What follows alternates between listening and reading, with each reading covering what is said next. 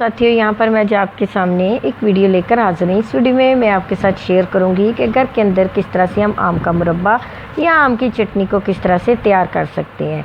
तो आइए रेसिपी की तरफ कि हमें इसके लिए क्या क्या चाहिए।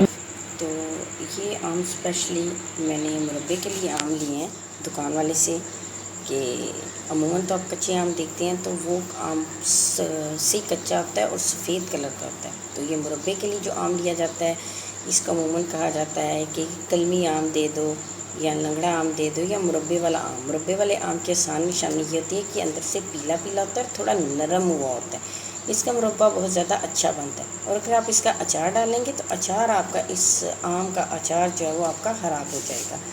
तो मैंने अचार डालने वाले से कटा हुआ इसीलिए लिया है ताकि मैं उसमें से चुन के ले सकूं कि इसमें से पीले आम जो हैं वो कौन से हैं और मेरे मुरब्बे के लिए कौन से बेहतर होंगे। अब इनकी कटिंग करते हैं, यानी इनका छिलका उतार के इनकी ये जो गरी है हमारे पास, इसको हम अलग से अपने पास सेव कर लेते हैं।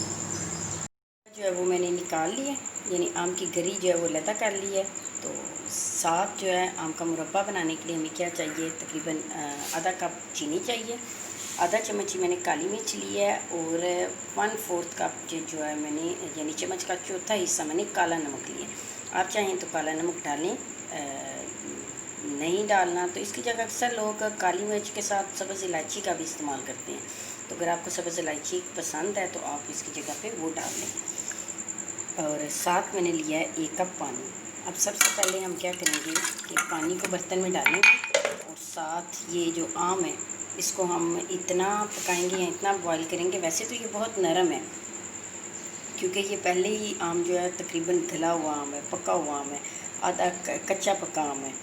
तो अगर यहाँ पे एक और ऑप्शन है, अगर आपको ये आम इस तरह का येलो आम नहीं मिलता, आपको खाली वो कच्चा आम बिल्कुल जो सहत होता है वो मिलता है, तो उसका तरीका ये है कि या तो उसको ला के 3 से 4 दिन के लिए ऐसे ही किसी बर्तन में रख दें, या धूप अच्छी निकली हुई है तो 2 दिन के लिए सुबह के टाइम आप धूप में रखाया करें और शाम को उसको लेके आया करें, ले आएँ।